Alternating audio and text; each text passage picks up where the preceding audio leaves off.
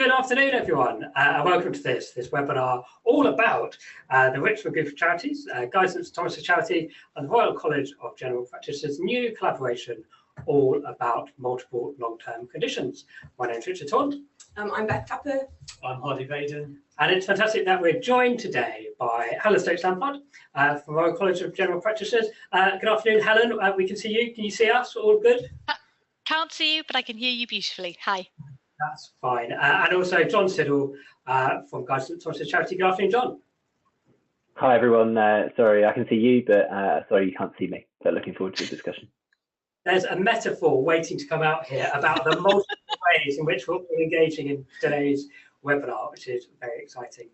Thank you so much, everyone, for giving up an hour on a beautiful sunny afternoon, at least here in South East London. To talk about what I think is going to be a fascinating project, and I think we're going to have a fascinating discussion as we go through. So just to talk a little bit about what we're going to cover over the next hour, the next 56 minutes indeed. We're going to hear all about this new collaboration, the new project. We're going to hear about, Hardy, I think you're the author of this cracking report, very much recommended, all about multimorbidity, some of the key findings from that. But the heart of this is a discussion, the heart of this collaboration indeed, Beth, is all about discussion and people getting involved. Yeah. And so we would love your input as we go through. And just to say that there are three ways you can get involved today. The first is to use the Ask Question feature on GoToWebinar to join by text. Or you can, if you're a tweeter, do use the Twitter hashtag multiple conditions, which when you put that in, you'll have about 3 characters left in order to put your tweet. But multiple conditions is the hashtag. Or email us via hello@clivescope.healthcare if those other options aren't working. And be great to hear sort of comments, views, questions as we go through. Just to say that we are recording this session. So if your system, if you get halfway through and your system wholly collapses, do not worry, it's okay. You can watch back later on and you can share it indeed with your family and friends. So again, just to run through who's going to be joining us this afternoon. So we're going to be joined by Helen, we're going to be joined by John, we've got Beth and Hardy here. Let's say I work for an organisation called Clivescope Healthcare. We're supporting today's webinar. Right, I think we're all good to get going. So to kick off our discussion, we're going to hear from Liam OToole, who is the Chief Executive of Arthritis Research. Before we hear from Liam, Beth, do you want to say just a couple of things about the Richmond Group of Charities, if people haven't heard about the Richmond Group before? Sure. The Richmond Group of Charities is a collaboration of 14 health and social care organisations who work together on areas of overlapping interests. So we're really excited to be partnering with Guy St Thomas' Charity and with the Royal College of General Practitioners on this work on multiple conditions. Liam is our lead on this multiple conditions programme, and he's going to share some headlines of what we're doing.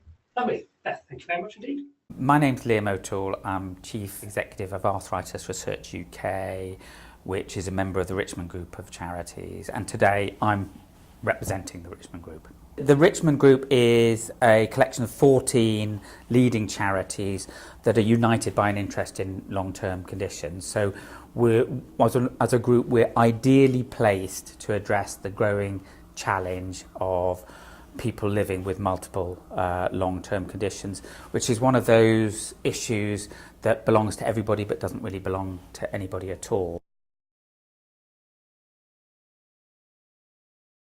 We're launching a task force on multimorbidities, and on Friday is the first meeting of our expert advisory group, where we're bringing people with multiple viewpoints to give us some strategic challenge and keep us on the right track. One of the things that defines the Richmond Group is we're in constant touch with people living with a long-term condition, and we're increasingly aware that people that come to ask for advice on diabetes, arthritis, heart disease or cancer, also have another long-term condition. And we're also acutely aware that we're sort of not really geared up to give people the support they need to manage more than one long-term condition. So it's been a growing issue in our minds. We recently published a preliminary report on multimorbidities because we wanted to better understand the scale and the nature of the challenge, and also to really to get a patient's eye view, if you like, of the impact of living with multiple conditions.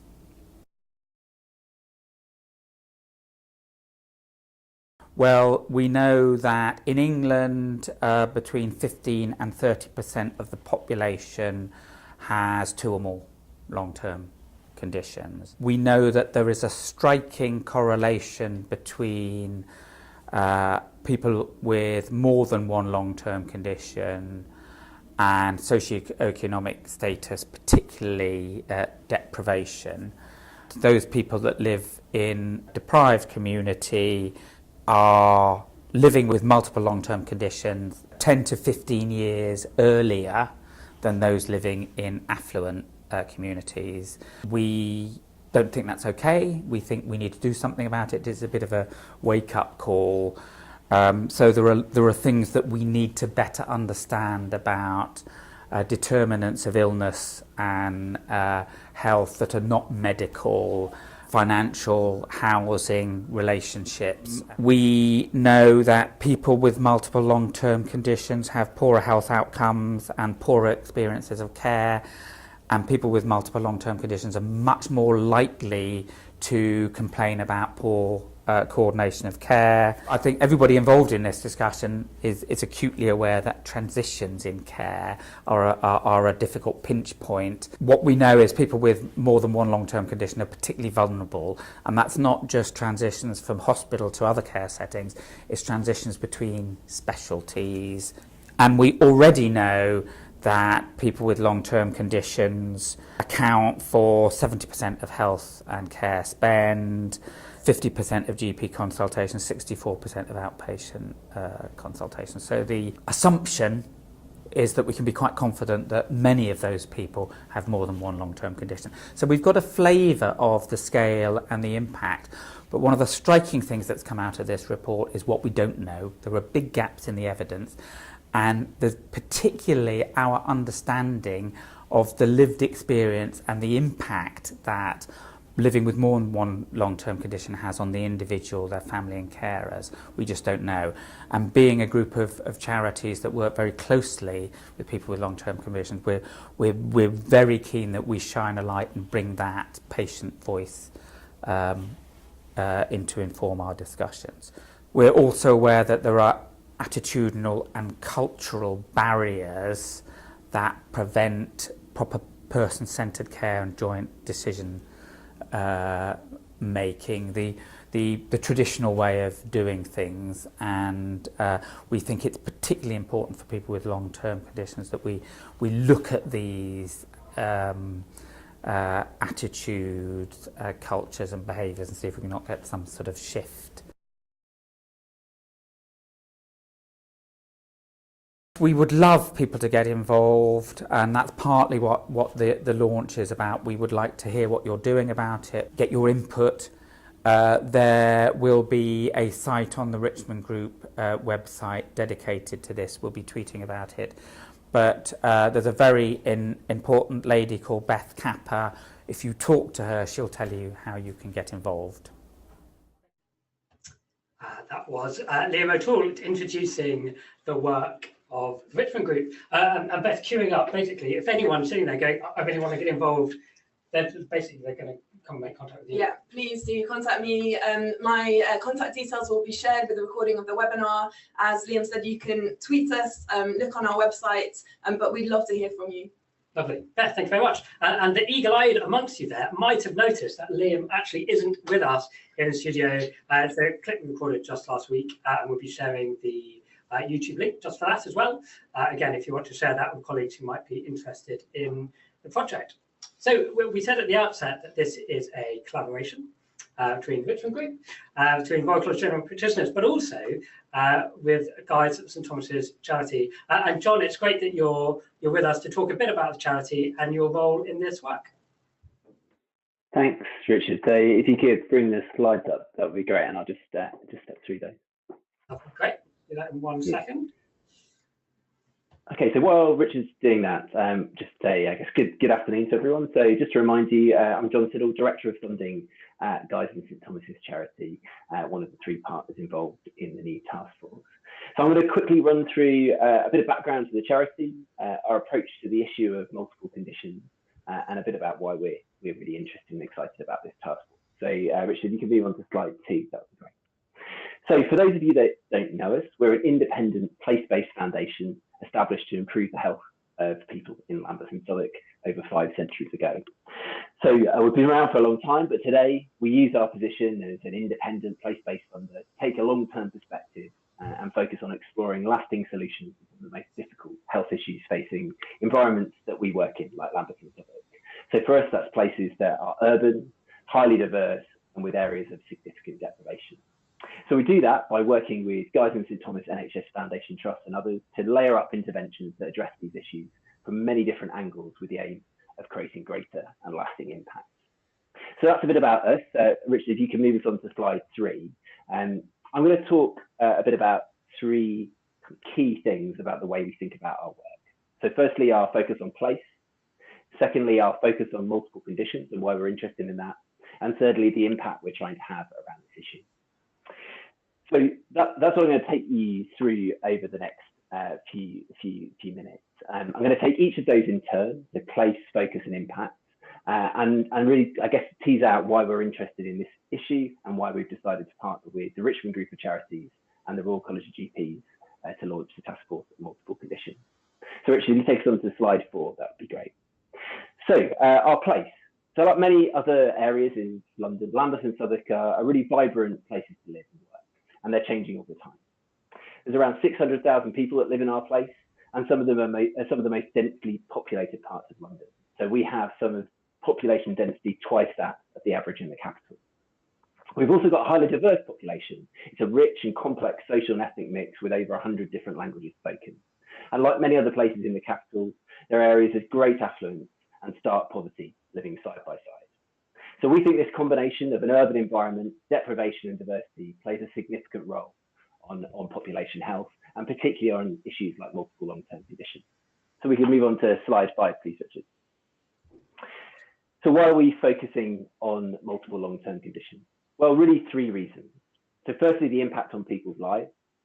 Secondly, the impact on the health and care system. And thirdly, the understanding of the issue. So I'm just going to step through each of those in turn and tell you a bit more about our perspective on this issue. So firstly, we're interested in multiple long-term conditions because of the impact on people's lives. So the impact on their experience accessing support. So as you heard from Liam, people getting multiple advice from multiple different health and care professionals on multiple conditions paints a pretty confusing picture. We're also interested because of the impact on people's health. So for example, in our boroughs, we know that people living with 2 or more long-term conditions are on average 7 times more likely to have depression. Thirdly, we're interested in the impact on people's lives more broadly. So their self-esteem, personal finances, ability to work, and their relationship with friends and family, as I think you heard Liam talk about as well.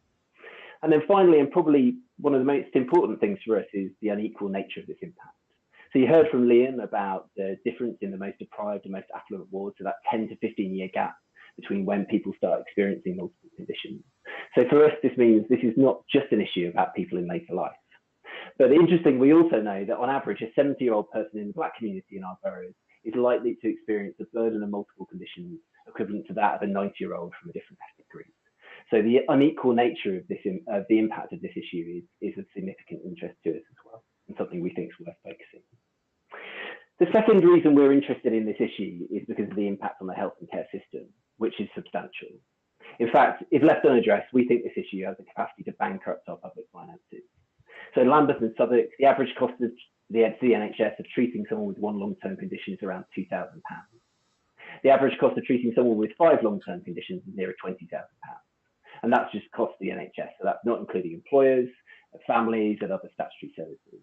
And just to bring that to life a bit more, recent analysis in our borough suggests that people with 1 to 2 long-term conditions are 3 times as likely to go to A&E than someone without a long-term condition. And furthermore, someone with 3 long-term conditions, you're 6 times more likely to attend A&E. So a significant issue for the health and care system. The final reason we're really interested in this issue and focusing on it is probably one of the most troubling, and that's the fact that it's really not very well understood. So in comparison to some of the other complex health issues we focus on, such as childhood obesity, multiple long-term conditions, there's only 20 really high-quality international research studies. Childhood obesity is over 100. As a health and care system, we've developed a deep understanding of individual long-term conditions, but we think a very limited understanding of the progression to multi-morbidity through someone's life and how to manage individuals with multiple conditions.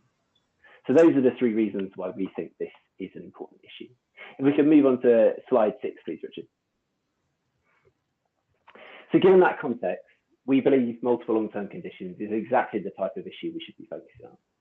Over the next 5 to 10 years, our goal is to improve the lives of people living with long-term conditions, concentrating our efforts on urban, diverse and deprived areas of Lambeth and Southwark. And we plan to achieve that goal in 3 ways. So firstly, we want to be better at identifying those at risk of developing multiple long-term conditions. We want to intervene earlier to slow down the progression of multi-morbidity. And we want to improve the care of those who will be living with multiple conditions. And through this work, we're aiming to create a substantial and lasting direct impact. That's the impact where we concentrate our efforts in Lambeth and Southwark. And secondly, we want to share and learn what we do through our work in Lambeth and Southwark with those outside our boroughs. And that really brings me on to why the task force. So we can move on to the final slide. So learning from others, sharing what we're finding and supporting collective action towards this goal is fundamental to our approach. That's why I'm really pleased to be involved today and see the start of our new task force on multiple conditions. We're looking forward to learning together with our partners, raising the profile of this issue and using our learning from the work in Lambeth and Southwark to implement systemic change at a national level. Thanks for listening. John, thank you very much indeed. Very articulate overview, and I was so tempted when you had your map of Lambeth and Southwark up, trying just to put us on our offices just outside your boundaries. So I was just, I could just annotate it slowly, just slightly. Helen, we're going to come to you in 1 second, but just a reminder that we're really looking forward to your questions and input. 3 ways you can do that. Use that Ask Question feature on GoToWebinar, join by text. Twitter hashtag multiple conditions, or if you're further traditional, if email counts as traditional nowadays, use hello@kaleidoscope.healthcare. And again, we are recording this so you can watch it back. So we've covered 2 of our 3 partners so far. We've heard from Richmond Group, heard from Guy St Thomas's charity. Last but by no means least, Helen Stokes-Lampard from Royal College of General Practitioners. Good afternoon, Helen. Good afternoon, everyone at Kaleidoscope. Hi, John, and thank you so much for the invitation to speak today. It's no slides from me, you'll be pleased to hear. And amazingly, I can now see you, so we've made a technological leap forward in the last few minutes. I'm guessing you're hearing me because you're chuckling politely. That's great. Hi, I'm Helen Stokes-Lampard. I'm a GP in the Midlands. That's the most important part of my life. That's what defines me. I'm also Professor of General Practice in Birmingham University. I'm Professor of GP Education, although I've got a research background. But I'm here today because I'm Chair of the Royal College of GPs, the professional membership body for general practitioners around the UK, and in fact worldwide. We've got 52,000 members, making us by some way the largest of all the medical royal colleges. And the vast majority of our members, 49,000 of them, are based here in the UK, and the vast majority of those are NHS working. So our aspiration is excellence for patients worldwide. We don't want to be mediocre. We want to deliver excellent care for our patients. Now, we may work in a system that doesn't allow us to be excellent, but that's certainly what we aspire to. And our motto, Cum Scientia Caritas, means scientific knowledge applied with compassion. And so that means we are evidence-based practitioners. We need the evidence to drive forward change and to implement it for the benefit of everyone, which is kind of a bit of the background as to why we've ended up looking to work with as many partners as we can to do the best for patient care. So everyone knows GPs, general practitioners, we're expert medical generalists, and we play a huge role in caring for the healthcare of populations in the community. by far and away the vast majority of people are registered with a GP, and the vast majority of long-term condition care is delivered by GPs and their teams in the community. It's only when things get quite hairy and complex that people end up in specialist care. But we're not alone. So GPs are certainly not doing this on our own.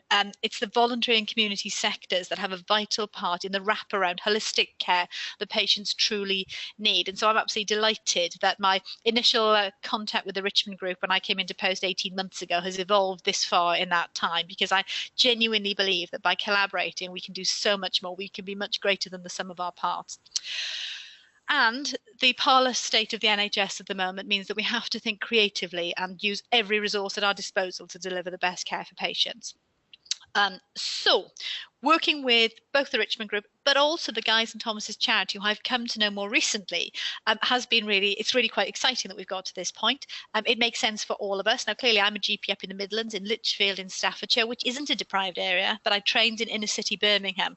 But the benefit of this collaboration will have an impact for all patients throughout the UK. It's not going to, the impact will ripple out, and that's a really exciting thing.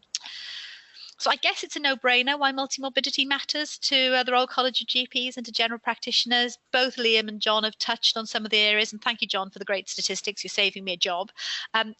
It's a massive issue facing general practice today. Over half the time that GPs spend with their patients is dealing with long-term conditions. And for everything that's been outlined, it's an increasing problem. It will continue to be a bigger problem as time goes on. And we've produced we meaning the Royal College of GPs, have produced quite a lot of policy papers and statements on this issue.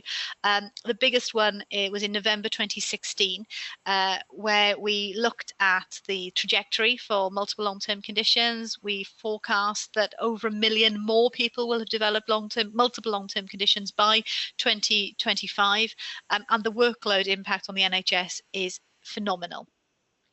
And of course, GPs being the first port of call, there are lots of barriers facing GPs at the moment delivering effective and quality care. And so we recommended several major improvements, which included longer consultation times. We know that when GPs have longer to spend with their patients, they hold risk better. They get to understand the holistic issues in a patient's life. So not just the physical, but the social and the psychological challenges that impact on our patients' lives. And when we do that, we deliver far more effective, efficient and person-centered care, acceptable care from the outset, which everybody wins by, but we need longer with our patients to do it. The standard 10-minute consultation of UK general practice is no longer fit for purpose, but it is a consequence of the stress system we find ourselves in. If we suddenly went to 15 or 20-minute appointments, it doesn't take a mathematician to work out the decrease in availability of GP appointments that would follow. We need better continuity of care for people with long-term conditions. Continuity of care is a concept that GPs, in fact, most healthcare professionals love. It gives us that warm, fuzzy feeling when we know our patients. We start so much further along the patient's medical journey when we know them. However, whilst it's a nice to have when somebody comes in with a stubbed toe or a cough, it's a very different and far more important thing when somebody has complex long-term conditions, particularly when they have mental health challenges or difficulties accessing care or understanding what's going on to them, so neurological impairment. And it makes a massive difference in the improvement in quality of care we can deliver. But we need to develop the multidisciplinary teams around us. This isn't just about doctors, this is about the entire multidisciplinary team, whether that's occupational therapists, pharmacists, the great plethora of nursing colleagues, the whole lot. We're in it together to deliver care for our patients, and social care is vital to get right. We also identified, as John has suggested, the huge chasms in the research agenda as to what we can do. Issues with multiple prescribing, I mentioned pharmacists a minute ago, and polypharmacy. It's now commonplace for patients to be taking at least 10 or more regular medications. And also the whole issues about delivering care that is whole person, so physical, social and psychological, and managing that together and harmoniously. So some of those barriers are NHS and they're structural, and we need better interfaces. I think Liam used the phrase transitions between care. We call it interfaces between care. Either way, they are barriers that patients face when moving from one part of the system to the other, and they're artificial and they're unhelpful. And if we were designing a healthcare system from scratch, we wouldn't design it the way it is now. We'd start with the patient and we'd work out from the patient, as opposed to starting with big institutions and working away from that. Work is underway to improve those interfaces, work with NHS Digital and across the whole NHS organisation. But we're doing what we can to try and help that and to make that message loud and clear. And we're very confident that some of the work that's going to come out of this collaboration, Richmond Group, Guy's and Thomas's charity, will really help the evidence base to move the agenda forward. Because when we have the evidence, the scientia, it allows us to push forward, to give us a headspace to do the caritas, the caring. So I'm going to wrap up fairly swiftly. I could say lots of lovely things about Richmond Group and Guy's and Thomas's charities, but I guess if you tuned into this webinar, you'll know a lot of that already. We want to better understand the outcomes, and the ethnographic research is going to be a very important part of that. But we want to use the whole opportunity to collaborate with anybody who genuinely has great, excellent patient care at their heart, and to work with them.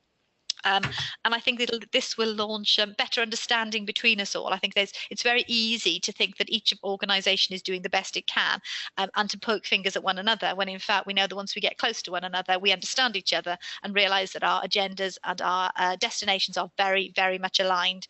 So thank you all so much. It's a great opportunity. Looking forward to it. And here's to exciting collaborations. Helen, thank you very much indeed. And we talk a lot about, in projects such as these, about the need for rapid improvement, and how your technology has already improved just in the last half hour, Helen. Again, it's phenomenal. We're going to use for what we expect to see with this project. Helen, thank you very much indeed. Very articulate as ever.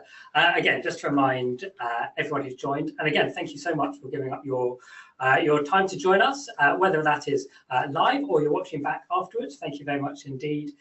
3 ways to get involved. Use that Ask Question feature on GoToWebinar. Note, less useful if you're watching this on YouTube afterwards. Or get involved with Twitter, #multiple-conditions. You can do that afterwards. Or email us, hello@kaleidoscope.healthcare. And we really do want to hear questions, whether that's about, Hardy, your excellent report, or the project, or about anything which Liam raised, or John raised, or Helen raised.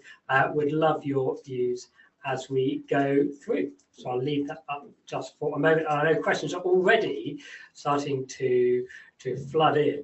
So before we turn to those, I'm just going to grab one quick bit of chair prerogative, if that's okay. And Beth, Liam made this great point that there's a lot we know about multiple long-term conditions, but also a lot we don't know.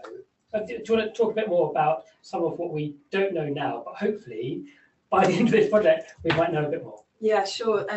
Thanks, Rich. So Liam mentioned that there is a lot that we don't know, and one of the priority areas was just the lack of the absence, really, of the voice of people living with multiple conditions to tell us what it is matters most to them, and really we need to respond to the priority issues that they identify. So the first thing that we've done is to commission some ethnographic research in order to talk directly to people living with multiple conditions and ask them that very question. Actually, what is it that matters most to you? What is the biggest burden of living with multiple conditions? We have some assumptions, but we need to make sure that we're really lightening the biggest load, really. And whether that is about pain management, whether it's about managing the sheer number of appointments that they have to go to, whether it is about getting access to emotional support, we need to explore that first. So we're really excited that ethnographic research is already underway. And when we've drafted a work plan, we will be reviewing that work plan based on the insights and the findings from that ethnographic research to make sure that we're really responding to what matters most to the people who are living with multiple conditions, that lived experience informs the work of the task force. That's great. So that point about lived experience, obviously, again, coming through both John and Helen's presentations as well. I'm going to steal one more bit and then we'll go to questions. Hardy, excellent report. Really enjoyed it. Thank you very much. For colleagues on the line who haven't had a chance to read it yet, sure. Could you give us a summary of its key messages in, I don't know, let's say 30 seconds? I'll do my best. I think actually Helen and John have covered a lot of the key messages already, as has Beth. And I think one of the key messages is not to forget the person.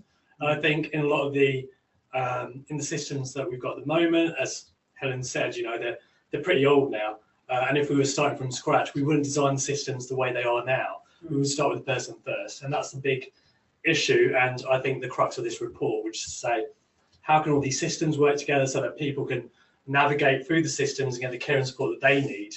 And that's what we've tried to bring out. Lovely. Hardy, thank you very much indeed. And in terms of where people can access the report? It's on the Richmond Group website, and I think it was in the invitation for the webinar as well, a link to it. Lovely, and we'll post a link just in the question chat box in just a second as well. So let's turn to questions. Don, thank you very much indeed for getting in touch. And John, I might turn to you first with this one, and then to Beth, that's okay. John says, good focus on health inequalities. Thanks, Don. Will you stretch to cover excluded groups such as homeless, sex workers, recent migrants in current hostile environment? They've fallen off the agenda. John, do you want to pick that one up first, of the breadth of this and how we're addressing some of those often excluded groups? Thanks, Richard, and a really important question, and one that we're particularly interested in. So I mentioned the approach we're taking to this issue in Lambeth and Southwark that we hope to also bring and share with this group more broadly is finding new ways to understand and identify people at risk of progression of multiple long-term conditions. So we think that ultimately we know very little about that. So we don't know much about the journey to multiple long-term conditions. So why is it different depending on different constructs of diseases, but really importantly, and probably most importantly for us, the different social contexts in which people live their lives. So understanding how the social context around where people live, so the environments they live in, the families and relationships they have, and the other things that are affecting their lives more broadly, we think has a fundamental impact on the progression of multimorbidity. So one of the things we'll be looking at very closely is how we can better understand and think about different segments of the population where we might be able to identify people at risk in different ways. So some of that might be through working very closely and in partnership with primary care, but there's also other routes as well. So working with homeless organisations, working with job centres, working with other routes to identify people with a range of different risks that we think are influencing on multimorbidity. So I guess my response to the question in the broadest sense is absolutely is something that we'll be focusing on and trying to bring more broadly through the task force, and something that we think is critical to having any kind of impact, not just on improving the care of people with long-term conditions, but identifying people earlier and intervening earlier to try and slow down progression. Lovely. Beth, do you want to come in? And then over to Helen. Yeah, I think a really important question, and really only to add to what John has said is that Liam mentioned we have the first meeting on Friday of our expert advisory group, and understanding how we're all talking about multiple conditions and what we mean by it is on that agenda. The report highlights that actually definitions, understanding of what people mean by multimorbidity is really broad ranging. So we recognise that. I guess from a Richmond Group of Charities perspective and across the task force, we know how big the challenge is, and we all want change, but we want to prioritise and focus in and deliver something really tangible over the next 12 months as well. So it's probably fair to say that I think we are focusing on social deprivation as our initial priority around health inequalities, but that is not to say that that broader focus isn't important. And it's really exciting, I think, to hear the work that Guy's and St Thomas's charity are doing that might be taking in a broader agenda and beyond that of the focus of the task force, at least initially. Thank you very much. And I think, John, you mentioned earlier that your charity's been around for 500 years, is that right? That's right, yeah, the origins go back nearly 500 years. Okay, all right, so you've got a bit of ability to think long term then. And Helen, I'm gonna come to you and actually going to tack on another question, if that's okay. Oh, go on. Sharon, thanks very much for getting involved. Saying great initiative. Thank you very much, Sharon, and saying wondering how social care and local government more generally play into this, given their fundamental role around supporting people with long-term conditions.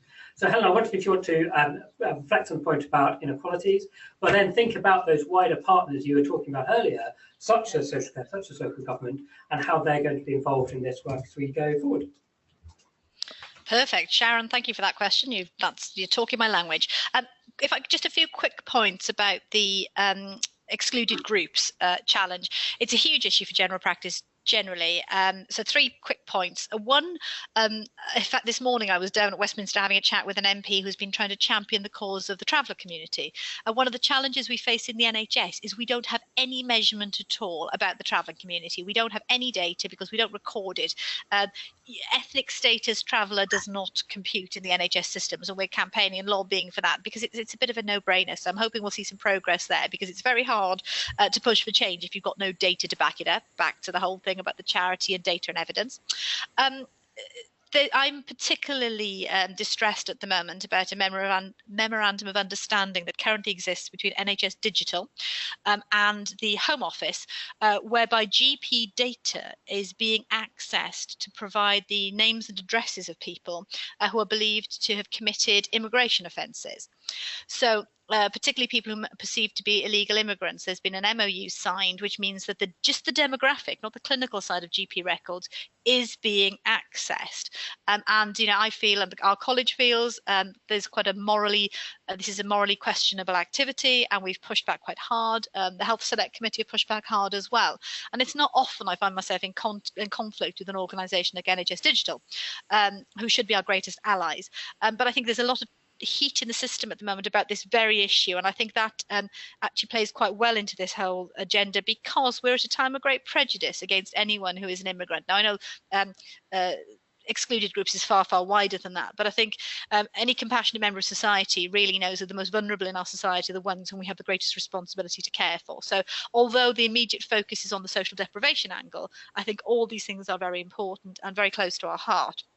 Moving on to the second issue about local government, a little passion of mine has been about social isolation and loneliness. And I've been doing some work and pulled together a round table recently, not necessarily pulling together the usual people, the usual suspects looking at social isolation and loneliness, but getting faith groups together and getting local government in the room to talk about how we can work together to help this pervasive endemic challenge that we have in our modern society. In decades gone by, families and societies were much closer knit, and they looked after the lonely and socially isolated. It was less of a deal. And now it's a massive problem and an expanding one. And we know that if people are lonely and socially isolated, the impacts on their health and mental well-being are incredibly striking. The evidence is there for that. So I'm certainly having conversations. It's a logical next step. I think this collaboration needs to get its evidence lined up first, and then when we've got some clear-cut things, then the next stage will be to go wider, would be my preference. But we've already got those links established from our college point of view, because for me it's incredibly important. Lovely. Helen, thank you very much indeed. I'm just going to remind people how you can get involved. Use the Ask Question feature, use the Twitter hashtag multiple conditions, email us hello@clivescope.healthcare, and thank you to everyone who is getting in touch. Great stuff. John, I was just wondering if I could come back to you on the same point about involving particularly local government partners. That you do stress in your opening how your role as a charity does start with place. So really interested to hear a bit more about how you work with the two boroughs you cover and how you can see them feeding into this work. Thanks, Richard. Given our focus on place, we're agnostic to who we're working with. So this is clearly a health issue of significant importance. But the underlying drivers that we've heard about today, that Helen's mentioned, that are really driving the progression of multimorbidity and then the experience of people living with multiple long-term conditions relate to areas well outside the boundaries of the formal health and care system.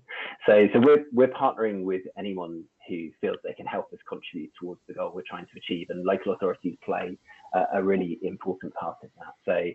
So locally, we're doing that in a number of ways. So we're working very closely with our local health and care system to look at models of localised place-based approaches to supporting people with multiple long-term conditions across Lambeth and Southwark, and working locally with our statutory and non-statutory partners around that. So that includes public health teams, it includes social care. We think that should also be including employment and the voluntary sector, and much broader groups than perhaps traditionally have been involved in looking at how we tackle these sorts of issues. So to Beth's point, absolutely, the clue is in our history. We're 500 years old and take a long-term approach to these issues, and are fortunate to be able to do that.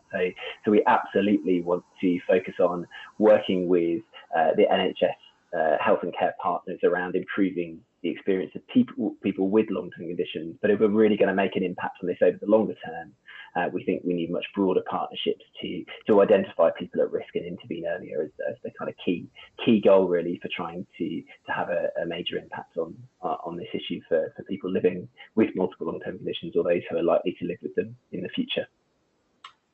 John, thank you very much indeed. Questions are still continuing to flood in. It's always at this part of the webinar that I start to feel vaguely like a football phone-in host. Secret passions. So Lizzie O'Hare via Twitter, thanks very much for your comment, Lizzie, saying supporting those with multiple conditions is a passion of mine. I'm lucky that's what I've focused on with IBM Watson Health for the last 15 years. Really happy to meet and share what we've been doing so we can expedite results and not reinvent what's already there. Not reinventing what's already there, I think that's probably a common feature of this work.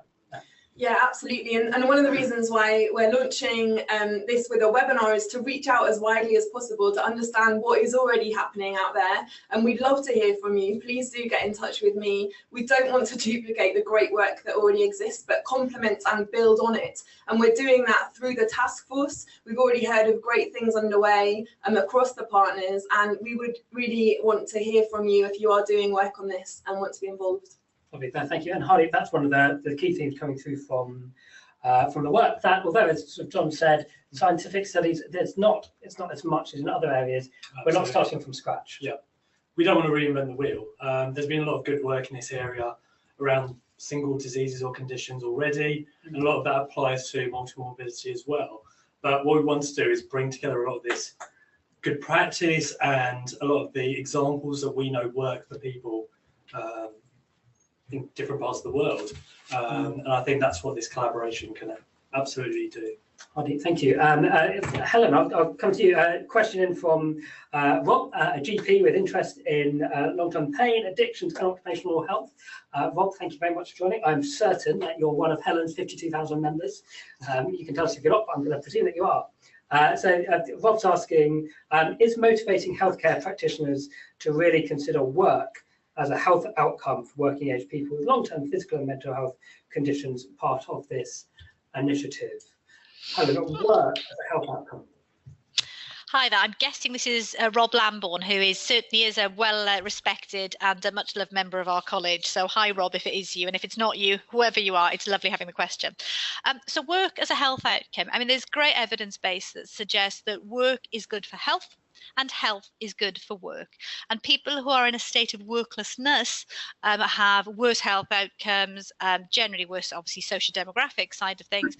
So there is a real drive to recognise the impact of work and being in meaningful employment, so long as that employment is fair, safe, appropriately remunerated and not exploitative, as an important part of when we think about healthy lifestyle and healthy living, and so wellness, and certainly part of perhaps the well-being agenda rather than health agenda.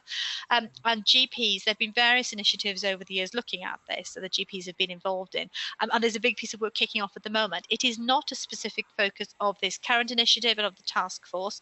It's certainly something the college is involved with, but at this moment in time, I don't think it's probably appropriate to get into that level of it, because we need to get the underpinning research done first. But again, it's an important avenue to be looking at. I'd love to see more research in that area, but in general, there's quite a good evidence base already that we should, as we've just said, be building on, not going off at tangents, I think, at the moment, Rob. Helen, thank you very much. I'm presuming you haven't memorised all 52,000 of your members, Helen, and their individual passions, so that everyone... I'm imagining some sort of Royal College parlour game now in terms of a hat. No, we're not going to go there. No, please don't test me. Helen, thanks very much. And I think a really important point that this is a broad programme of work, but it's not everything, and we shouldn't pretend that this is trying to cover everything. Right, we're going to go on to let's do quick fire round. Beth, I think a couple of questions. I'll turn to you if that's okay. So firstly, from Lynn, thank you very much for joining. Saying British Red Cross has done a lot of work on loneliness and isolation. Are they part of this? That's one. And then second, from Rebecca via Twitter. Hi, Rebecca. Saying, is the task force also reviewing existing ethnographic and other research with people with multiple conditions, loneliness and then existing ethnographic research? Thanks for the question. And so British Red Cross are one of the Richmond Group members, which is fantastic. We've just got such a wealth of insight and knowledge across our 14 health and care organisations. And I mentioned building on what we already know, not duplicating. We will definitely be building on the work on loneliness and isolation of the British Red Cross and across our member organisations. And I think that's one of the real strengths of this collaboration as well, that we're working with a huge amount of knowledge and insight and resource as well that we can bring together. Lovely, thank you very much indeed.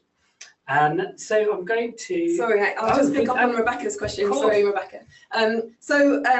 Is the task force also reviewing existing ethnographic research? I'd love to hear from you, Rebecca, if you've got access to existing ethnographic research across multiple conditions. We do have ethnographic research from our member organisations, but traditionally that has started with a lens of a single condition, but by extension often will include people who have other long-term conditions, but that hasn't been the primary focus of the research, which is why the ethnographic research we've commissioned is going to be really exciting in terms of the findings. But if you do have information research papers that you can share with us that we can learn from, we would really love to, so please do get in touch.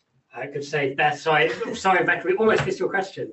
I'm going to turn to one which just come through, a really important point, I think, which, Beth, I'll start with you, but then also I'd be really interested to get Helen's views. So Bob from Stoke, Bob, thank you very much for joining, saying most of the Richmond Group members focus on single conditions.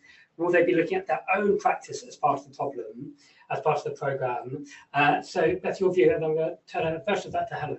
Yeah, that is a great question, Bob. And I think Liam touched on this in his introduction, that we really recognise that our organisations are often geared up to support people with single conditions. And we have found that people are contacting our helplines, contacting our websites with single conditions, but often if they're coming about cancer, they might also have heart disease, they might also have diabetes.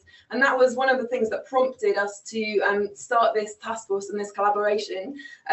Coordinated support and care is a real challenge across the system, and we really know that. But one of the commitments from the 14 Richmond Group of charities is that we want to challenge our own delivery model as well, to look at our own information and support services, which actually covers over 15 million people have the conditions that we cover across the Richmond Group. That is a huge resource and information and support offer that we provide. We're committed to looking closer to home, so thinking about actually how does someone who has cancer and diabetes get a coordinated support offer. And our ambition is that within the next 12 months, if someone does contact our website, if someone does contact our helpline, that they would be given information or at least signposted to information for the range of conditions that they might have. So that's our ambition. It's a challenge, but one that our chief execs are committed to and excited to start a journey on. Beth, thank you very much indeed. So Helen, I'm going to play devil's advocate and just say that some people on the call might be thinking, fantastic that the Royal College of General Practitioners is involved in this. Where are the other colleges? Should this not be a whole medical profession approach? So general practitioner, of course, key, but your colleagues in other disciplines have an equal part to play. Brilliant set of questions, thank you. And I would echo a lot of what Beth has said, starting about the collaboration, single condition disease. You know, charities exist for a single purpose and a clear vision, and they need to fundraise according to that purpose. However, for them to have the greatest impact, when you have common and shared interests, then it is absolutely the most logical thing in the world to collaborate. And when I came into post, or before I came into post, I had an incidental conversation with a specialist nurse. It doesn't matter which disease area, just say it was a specialist nurse funded by one of the Richmond Group charities. And her comment to me was, I spend more than half my time talking about things which are not my disease area focus. And she was an experienced nurse and she was able to provide help and advice on other areas. And then I got, chatting to the Richmond Group and realised that actually others have recognised this challenge and realised we can be so much greater than the sum of our parts, as I said earlier. So to me, this is just no-brainer territory. Of course, we have to keep our identities as individual organisations because that's how we get the money through, the funding. We've got to be pragmatic about it. But collaborations like this, the public love it. The millennial generation absolutely love it. There are people out there who've spent their lives fundraising for one charity or another who are slightly mystified and worried about dilution. To me, I would be very, very reassuring. My message to them is this is the greatest way we can have impact. And so it's a no-brainer. sorry, the second part of your question was about the other Royal Colleges. So in fact, I talked to one of the other very large colleges about this issue when we talked about the collaboration, because I recognised that straight away, and they could immediately see the advantages of it. However, there is something about, you know, in excess of 90% of long-term condition management is done in the community, and we have to be pragmatic about scale and ambition in what we can achieve in time scale. And so this, to me, again, feels like a first step in a very positive direction. I'm also the vice chair of the Academy of all Medical Royal Colleges, so I have so I'm on the executive, and I'm very close to that. And when the time is right for this to expand to involve more colleges, I will be the first person championing that and pushing that forward. This isn't about being protectionist, this is about pragmatism in the medium term. Helen, very articulately put. Thank you very much indeed. We are fast running out of time. Where does the time go? 7 minutes left. So if you've got any burning points you'd like to make, please do send them through. And in our 7 minutes, it would be good to cover next steps, Beth, in just a second. But a question just come through from Joe. John, I wonder if you want to pick this one up. Saying, is your project looking at international examples of new models of care? For example, sort of GP US models offering patients with multi-mobility a one-stop shop, such as Chen Med in the US. John, are we looking beyond these shores for solutions as part of this work? Absolutely, from our perspective, locally in Lambeth and Southwark, and the role we play as an independent foundation, looking outside our boroughs and trying to help identify emerging best practice. And I very much stress the word emergent here, because although there is significant evidence around individual disease management, understanding how we best deliver and support people with multiple conditions is an area that yeah, as Beth said, is often not necessarily in published research. So we're looking very broadly to all routes we can. If anyone has any things they think we should specifically be looking at, please do feed them into to this partnership that we're forming with the Richmond Group and the Royal College of GPs. Specifically, like picking up on the points of what sort of things are we looking at, absolutely looking at how do we look at new models of community and primary care, particularly at a localised place-based level, given the critical role of social context in multiple long-term conditions. We're also looking at different models of nursing and other ways of integrating services across healthcare and other parts of statutory and informal systems to try and improve the way we support people with multiple conditions. So absolutely, and would just really encourage people to say, do feed in anything you think we should be looking at individually as a charity in Lambeth and Southwark, and more broadly through the task force, because not reinventing the wheel is absolutely at heart of what we're trying to do here. John, thank you very much. So we've got 5 minutes left. So Beth, be good to hear about next steps. And then just to prep up my fellow panelists, we're just going to go around and just give one key reflection from the webinar before we close. But before we do, Beth, what happens now? So thank you for joining us. And to outline the next 12 months really for this programme of work and beyond, we have a programme team made up of the 3 partners of the task force, and we've identified 4 priority areas that we're going to be focusing on. But I do want to say we will be reviewing that in light of the ethnographic research to make sure that we're getting it right and we are really responding to the views of people living with multiple conditions. So the first one of that is related, and it's better understanding those needs and experiences. What is the lived experience of people with multiple conditions? The research is underway, and we will be sharing that when it's available, probably in the summertime. The second area is that coordination of our internal, the Richmond Group information and support offer. Coordinated support is a priority across the system, but we want to focus in on what can we do to get our house in order as we set an example, perhaps share best practice with the system and what's within our gift to do something about immediately as well. So that's coordination of information and support amongst the Richmond Group of charities is that second priority. The third is around deprivation. We've talked about that quite a lot today, but clearly if people living in deprived areas are experiencing multi-mobility 10 to 15 years before those living in affluent areas, that isn't acceptable. We must focus in on that. And Guys and St Thomas's are doing some great work on that, and we want to build on the work that they're doing. And lastly, around prevention and thinking about how we can prevent progression of multiple conditions.